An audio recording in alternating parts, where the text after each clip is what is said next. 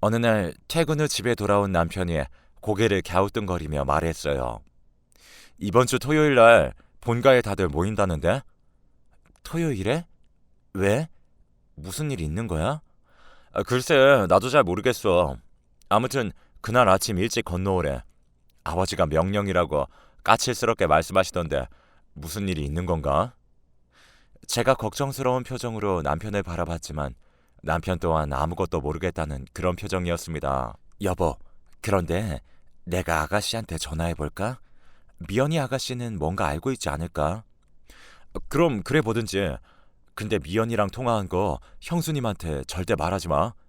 내 말 무슨 말인지 알지? 알았어. 내가 그 정도 눈치도 없을까봐? 사실 지금 어머니께 연락드리고 싶은 거 참고 있는 거야. 괜히 형님이 하시면 난리 날 것 같아서. 그래, 되도록이면 형수님 심기 건드리지 않도록 조심해. 집안 시끄러워서 좋을 거 없으니까. 남편이 다시 한번 신신당부까지 했어요. 잠시 우리 시댁 소개를 하자면 우리 시댁은 시할머님, 시부모님, 그리고 아주버님 부부와 아가씨 부부, 우리 부부가 있습니다. 그런데 아주버님 부부보다 우리 부부가 3년이나 빨리 결혼을 했습니다. 우리 남편에 비해 아주버님은 사교성이 많이 떨어지는 약간은 내성적인 분이시거든요.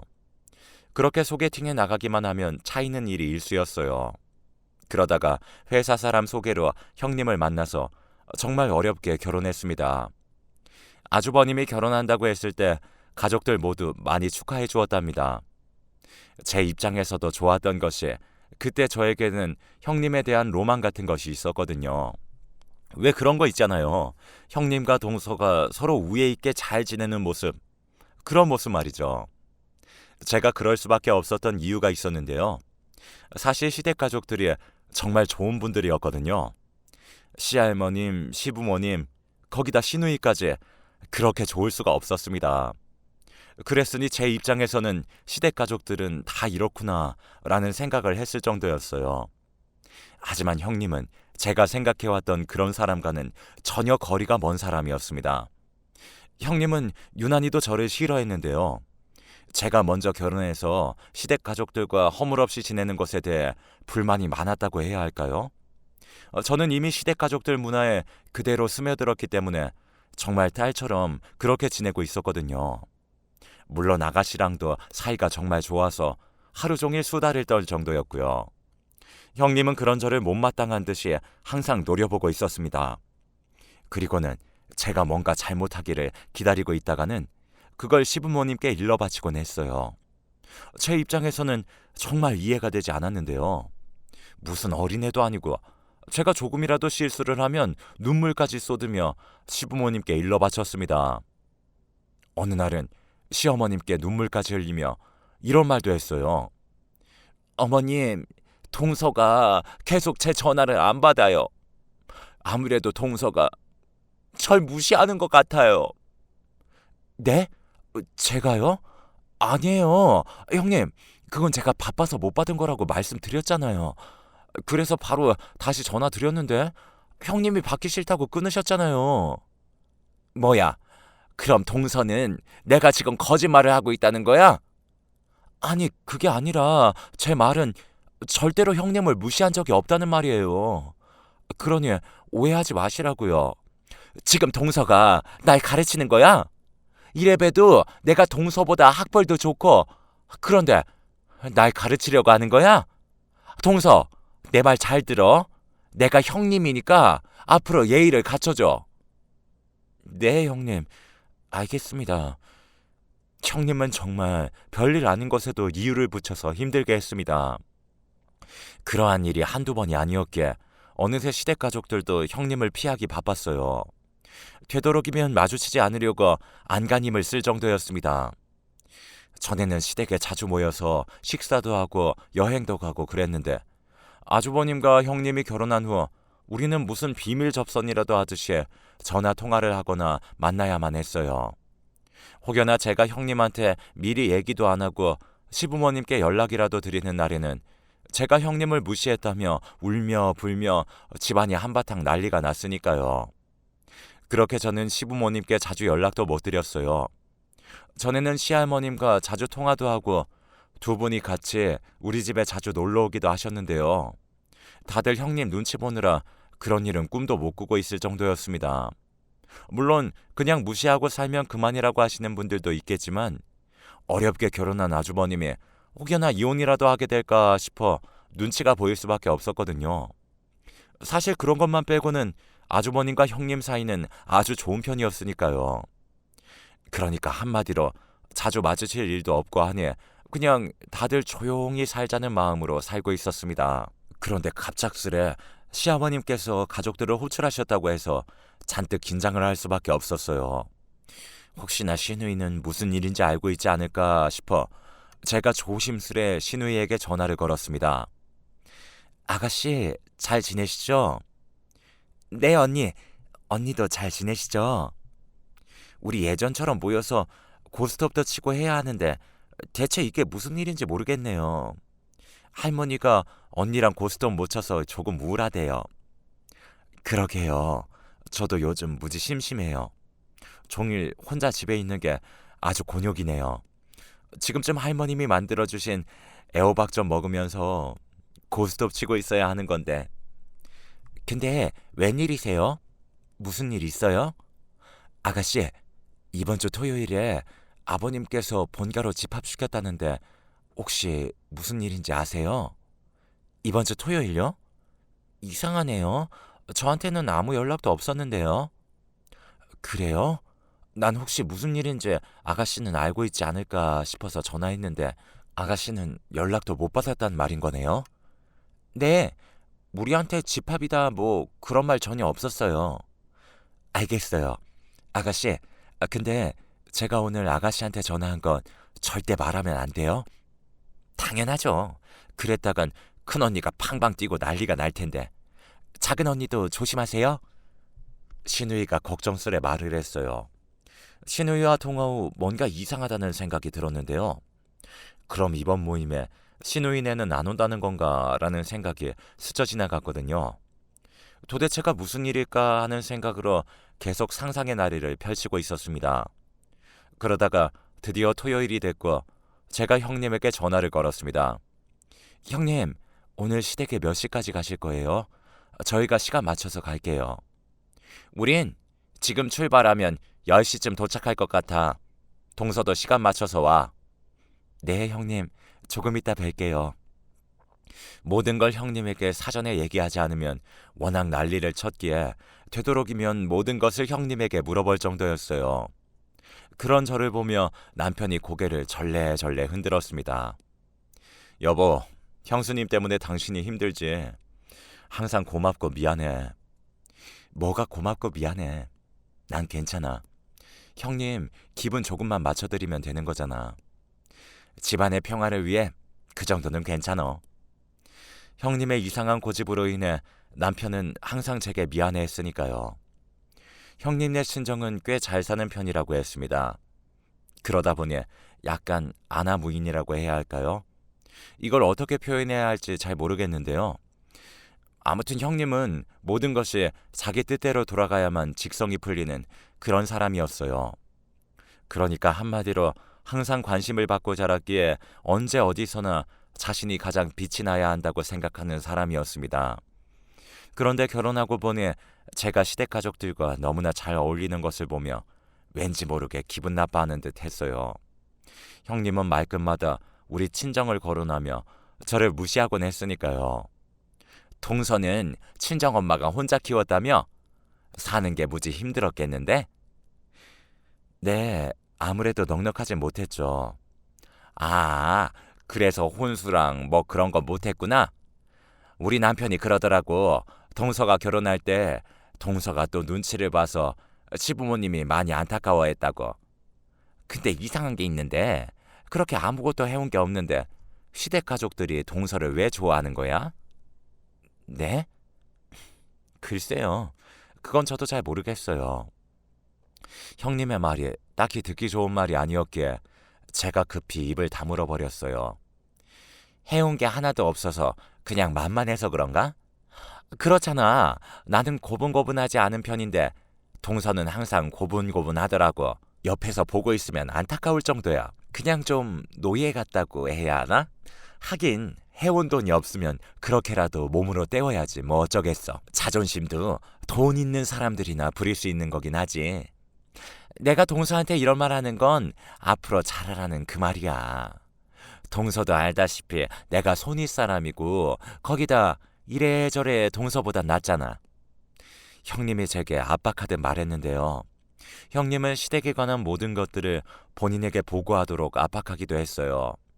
아무래도 제가 시댁 가족들과 잘 지내는 것이 그토록 못마땅하지 않았을까 싶습니다. 그렇게 잠시 뒤에 시댁에 도착을 했는데요. 현관에 들어서자마자 시댁 분위기가 뭔가 쎄한 느낌이 들었다고 해야 할까요? 다들 입을 꼭 다물고 있었기에 그동안 시댁 분위기와는 사뭇 다른 그런 느낌이었습니다. 거실 공기가 싸늘하다 못해 춥다고 느껴질 정도였으니까요. 이상한 분위기를 감지한 남편과 제가 눈치를 보며 소파로 걸어갔는데요. 형님과 아주버님은 이미 와 있었어요. 왔니? 얼른 와서 앉아라. 어머님, 허리는 왜 그러세요? 그렇잖아도 이 허리 때문에 다들 불렀다. 혹시 다쳤어요? 평소에 안 좋으셔서 의사가 항상 조심해야 한다고 했는데 어쩌다 그러신 거예요? 내가 이번에 식물을 몇 개 더 샀거든. 근데 그거 자리를 좀 바꾸느라 화분을 들다가 삐끗했지 뭐니. 너무 큰 걸 샀는지 좀 무거워야지. 시어머니께서 통증이 느껴지시는 듯 허리를 만지시며 잔뜩 인상을 쓰셨어요. 그리고 옆에서 그 모습을 지켜보시던 시아버님께서 한심하다는 듯이 말씀하셨는데요. 그러게 내가 더 이상 사지 말라고 계속 말했지 않소. 지금도 집안에 온통 식물 천지인데 뭐 한다고 또 사서 이 사다를 만들어 놔. 당신 말이 좀 그렇네. 집안에 식물이 있어야 사람한테도 좋다고 당신도 좋다고 해놓고는 이제 와서 그런 말이 어디 있어? 그러게 왜 다쳐서 이 사다를 만드느냐 말이야. 아니 내가 다치고 싶어서 다쳤어? 지금 제일 속상한 건 난데 왜 자꾸 화만 내고 그러냐고. 시부모님이 언성을 높인 채 다투고 계셨어요. 그동안 그러한 모습은 처음이었던지라 가족들 모두 놀라서 어쩔 줄을 몰라 하고 있었어요. 그 순간 시할머님께서 큰 소리로 통곡을 하셨습니다. 이게 다 나 때문이다. 내가 너무 오래 살았어. 어머니, 또 난데없이 그건 또 무슨 말씀이세요? 그렇잖니. 내가 너무 오래 살아서 지금 이 사달이 난 거 아니겠냐. 나만 없었으면 됐을 텐데. 그럼 우리 며느리 허리도 저렇게 되지 않았을 텐데. 어머님, 그게 무슨 말씀이세요? 제가 허리 다친 거랑 어머님이랑 무슨 상관이 있다고 그러세요? 그렇잖아도 허리 아파서 심란한데 어머니까지 왜 그러시는 거예요? 그래 맞다. 이게 전부 다 내 잘못이다. 내가 빨리 저 세상으로 가야 하는데. 할머님께서 다시 통곡을 하셨어요. 그 순간 시아버님께서 벌떡 일어나시더니 거실장 위에 놓여있던 화분 하나를 바닥에 집어 던지셨어요. 집안 꼴이 아주 잘 돌아간다. 당신 하는 거 보니 어머니 모시는 거 아주 불만이 많나 보네. 지금 그게 무슨 말이야? 지금 당신 말투가 그렇잖아. 어머니께 짜증이나 내고. 참나, 내가 서러워서 못 살겠네. 그동안 내가 어머님을 얼마나 극진히 모셨는데 당신이 그런 소리를 할 수가 있어. 다른 사람은 다 그래도 당신은 그러면 안 되는 거 아니야? 얘들아, 내 말이 틀렸니? 니들은 그렇게 꿀먹은 벙어리 마냥 있지만 말고 입이 있으면 말 좀 해봐.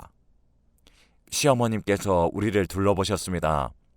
우리 모두는 입을 꼭 다문 채 고개만 푹 숙이고 있었어요. 세상 천지에 이렇게 억울한 일이 어딨어 그래? 다른 사람도 아니고 당신이 나한테 이러면 안 되는 거야. 내가 당신보다 어머님을 더 극진히 모신 거 세상 사람들이 다 아는데 이제 내 몸이 좀 아프다고 하니까 이런 대접을 해? 아니다. 아니야. 이게 다 내 잘못이다. 내가 빨리 가야 하는데 미안하구나. 어머님도 제발 그만 좀 하세요. 그동안 저도 어머니께 할 만큼 했잖아요. 근데 어떻게 이러실 수가 있으세요? 시어머님이 시할머님께 서운하단 듯이 말씀하셨어요. 그렇게 시할머님의 울음소리가 커져가고 있었는데요. 남편이 벌떡 일어나서는 중재를 하기 시작했습니다. 자, 그만들 하세요. 지금 엄마 아프신데 다들 뭐 하시는 거예요? 우선은 다들 진정 좀 하시고 앉아서 조용히 얘기 좀 해요. 그런 남편의 말에 시아버님이 다시 자리에 앉으시면서 긴 한숨을 내쉬었어요. 그리곤 우리를 둘러보시더니 조용히 입을 여셨어요.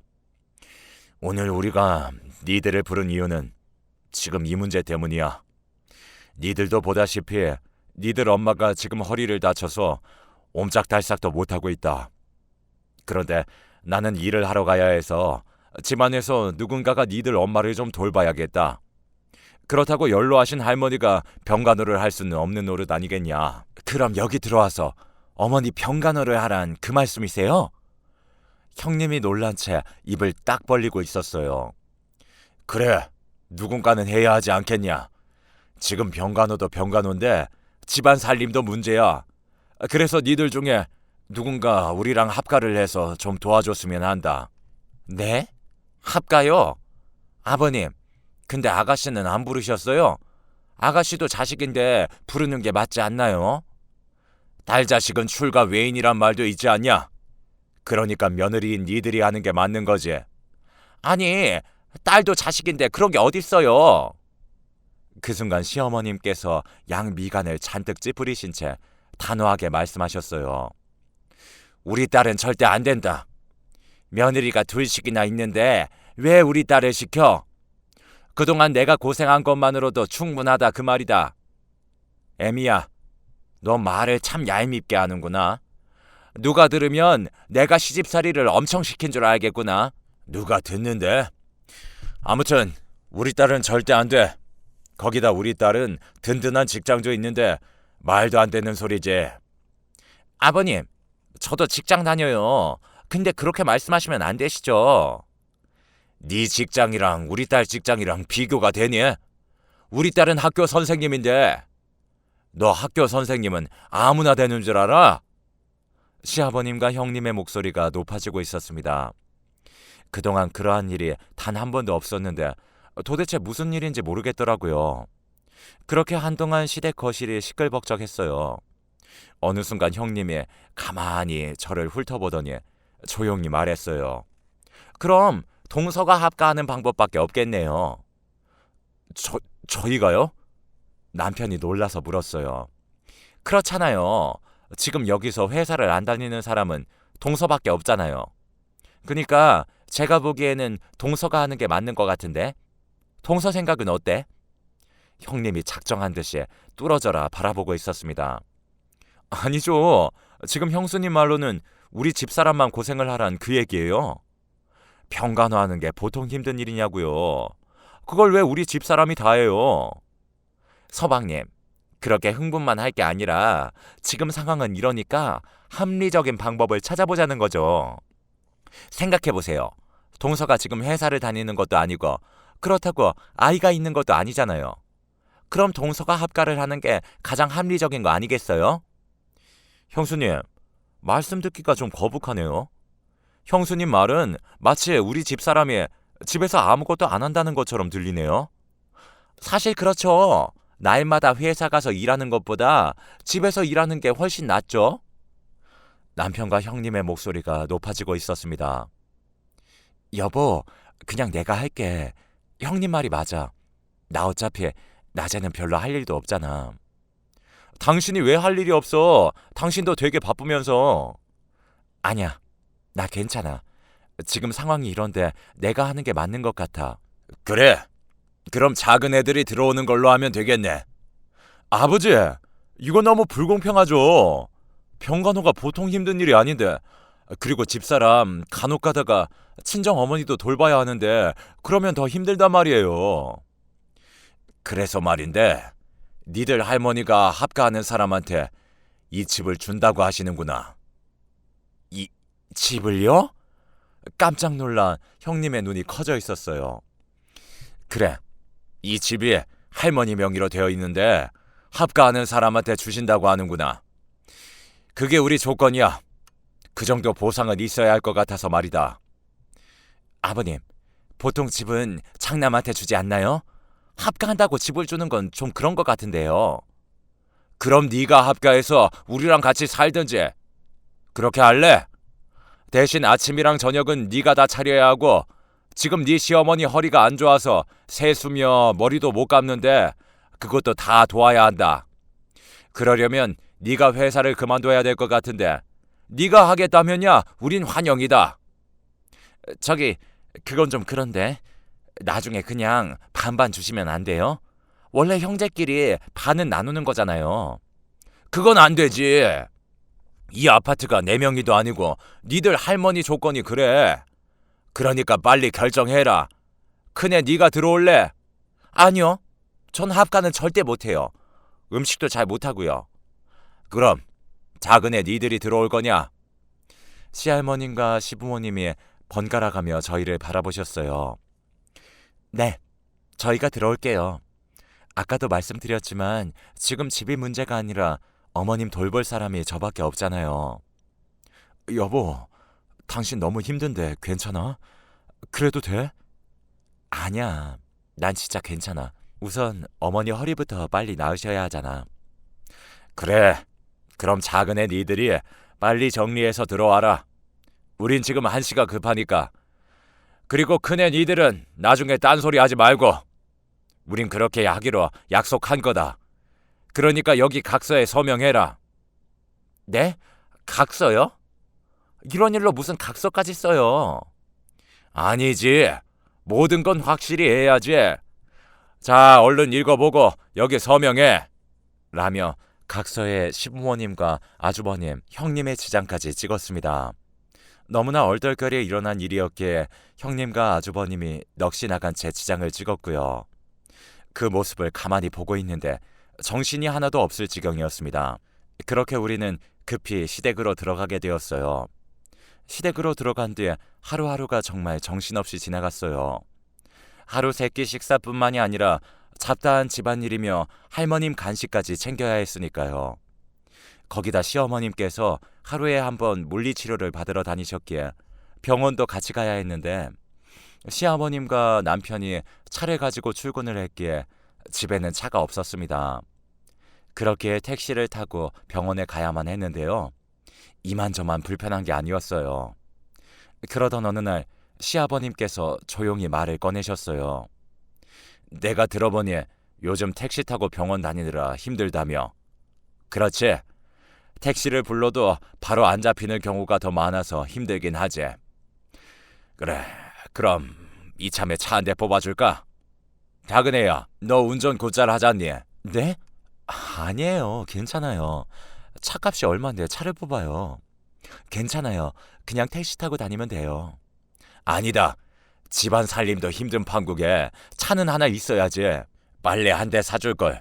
우리가 너무 무심했구나. 시아버님께서 미안한 듯 말씀하셨어요. 남편은 시아버님 옆에 바짝 달라붙더니 신나게 물었습니다. 아버지, 무슨 차 사줄 거예요? 이왕이면 좋은 차로 사주시면 안 돼요? 너한테 사주는 것도 아닌데 네가 왜 호들갑이야? 아니죠. 부부는 일심동체잖아요. 근데 진짜 무슨 차 사주려고요? 이왕이면 좋은 차로 살까 해. 너무 작은 차는 좀 위험할 것 같기도 하고. 세단이나 이런 걸로 사주려고요? 글쎄 너는 상관하지 말라니까. 라며 시아버님이 남편을 나무랐습니다. 얼마 뒤 시아버님께서 정말로 자동차를 사주셨어요. 차를 보고 우리 모두 깜짝 놀라고 말았어요. 정말 좋은 차였거든요. 그리고 시아버님께서 제게 차를 사줬다는 말을 들은 형님이 집에 쫓아와서 한바탕 난리가 나게 됐습니다. 아버님, 제가 맏며느리인데 어떻게 동서한테는 차를 사주실 수가 있으세요? 그것도 엄청 비싼 차라면서요? 네가 뭔가 단단히 착각을 하고 있는 것 같구나. 그 차는 네 시어머니 병원 갈 때나 장 보러 갈 때 타라고 사준 차다. 그러니까 한마디로 업무용 차다 그 말이야. 근데 넌 네 시어머니 부축해서 택시 잡아 타고 병원 다녀봤냐? 그게 얼마나 힘든 일인지 알기나 하고 그런 말을 하는 거야? 작은 애야, 아침에 내가 만들려던 식혜는 만들었니? 네, 아버님. 좀 드릴까요? 그래, 식혜 좀 가져와라. 시아버님께서 큰 소리로 말씀하셨습니다. 그 말을 듣던 형님이 놀란 듯 가족들을 둘러보며 다시 물었어요. 아니, 동서가 식혜를 집에서 만들었다고요? 그냥 사 먹으면 되지. 요즘 누가 집에서 식혜를 만들어 먹어요? 어머, 얘 말하는 것 좀 봐. 니들 할머니는 사서 먹는 거 딱 질색하시는 거 모르니? 사서 먹는 건 달기만 하고 영 아니잖니. 모름지기 식혜는 집에서 만들어 먹어야 제맛이지. 아만, 식혜는 집에서 만든 게 제일 좋지. 시할머님도 맞장구를 치셨어요. 그런 시댁 어른들 말씀에 형님의 안색이 어두워져 있었습니다. 그런데 제가 식혜를 가지고 가자마자 시어머님께서 정색까지 하시면서 소리치셨는데요. 얘, 너 엿기름 제대로 내린 거 맞냐? 맛이 왜 이래? 넌 어쩜 식혜를 하나를 제대로 못 만드냐? 나 때는 말이야, 이 간단한 이런 식혜 하나 제대로 못 만들면 바로 소방 맞았다. 너 지금 나 들으라고 하는 소리냐? 그때 어머님이 그러셨잖아요. 결혼한 지 한 달쯤 되었나 식혜 잘못 만들었다고 짐 싸서 나가라고 하셨잖아요. 내가 지금도 그 생각만 하면 얼마나 서러운지 몰라요. 그때는 다들 그렇게 살았어. 그게 서럽긴 뭐가 서러워.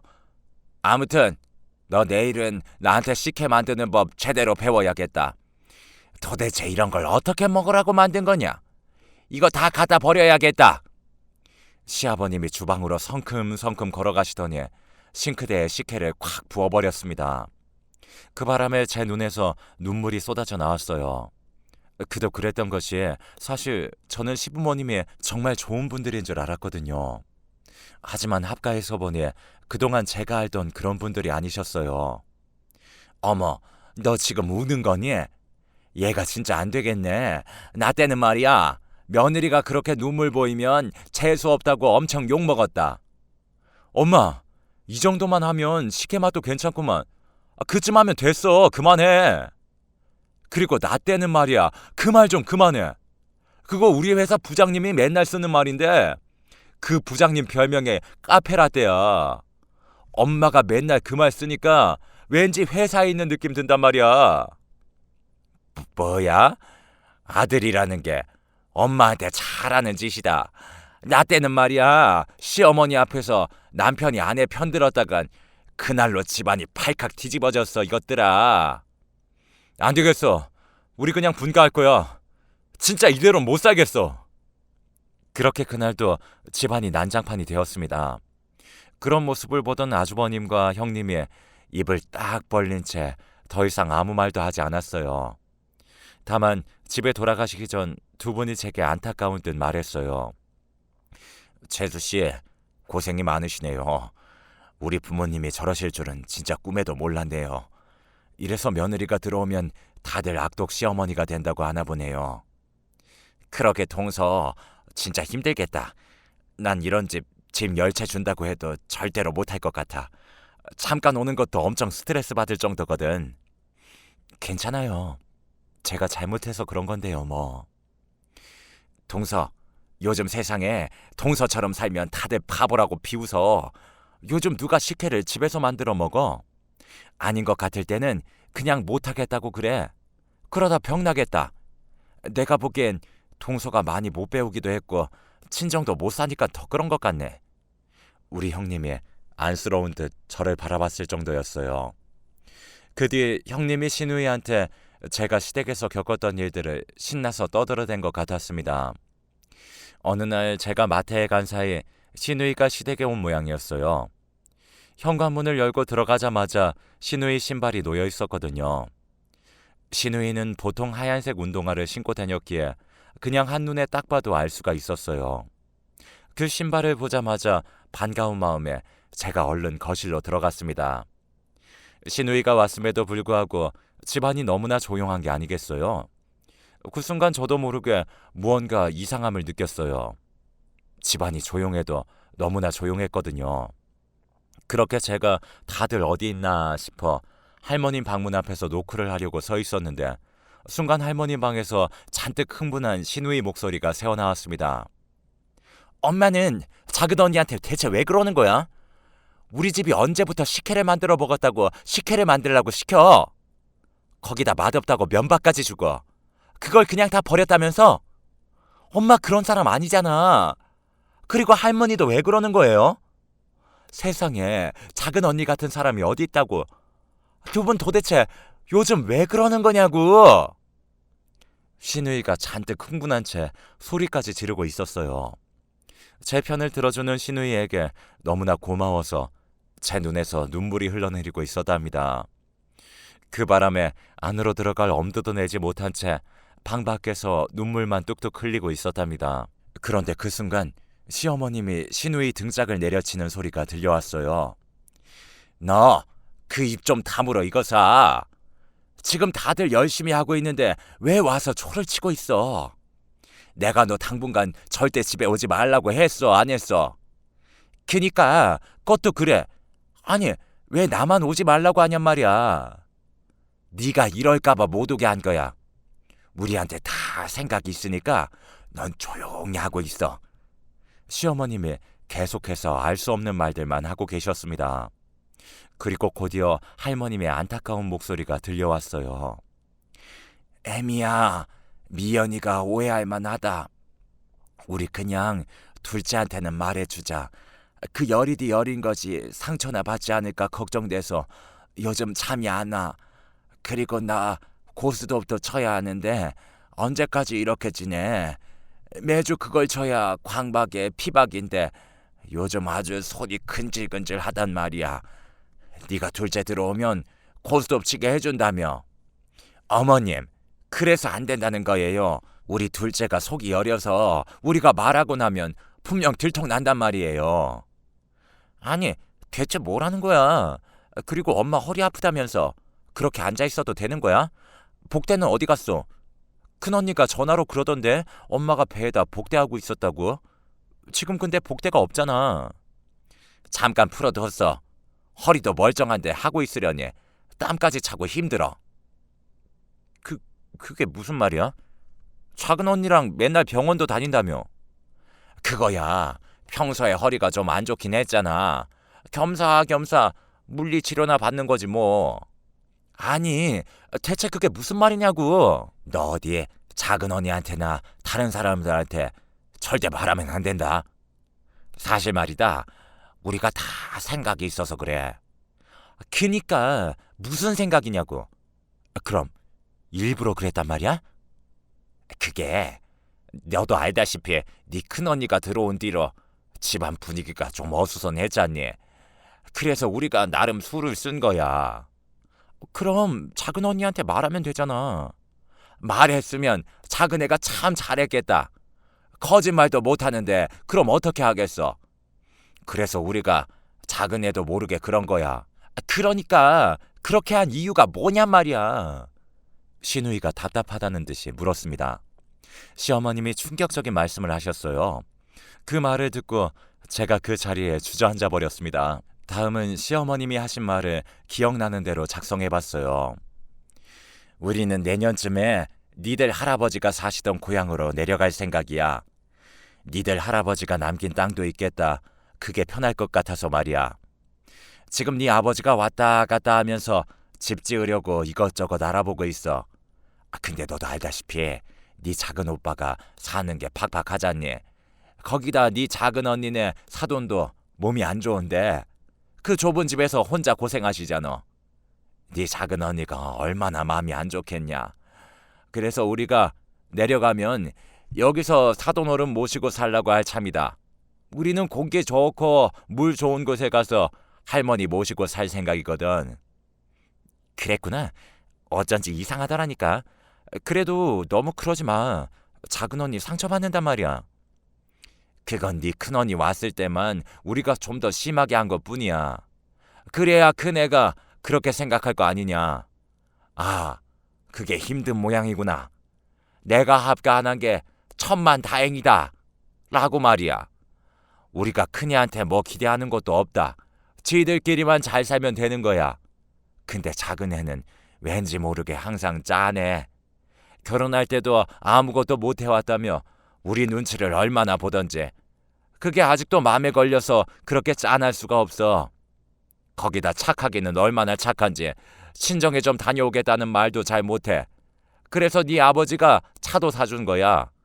작은 애 친정이 여기서 멀기도 하잖니. 저런 미련 곰탱이를 우리가 안 챙기면 누가 챙기겠냐. 네 작은 언니는 우리한테 아픈 손가락이야. 생각해봐. 네 큰오빠네도 그렇고 너도 그렇고 먹고 살만 하잖니. 그러니 너도 서운해하지 말고. 내가 서운할 게 뭐가 있어. 엄마, 진짜 잘 생각했어. 나도 사돈 어르신 혼자 계신 게 내내 걸렸는데 역시 우리 가족들이 세상에서 제일로 멋지다. 신우이가 큰 소리로 외치고 있었습니다. 그 말을 듣는데 눈에서 눈물이 멈추질 않더군요. 문제는 계속 눈물이 쏟아지다 보니 제가 그만 흐느끼게 되었답니다. 그 바람에 다들 방 밖으로 나오셨고 말이죠.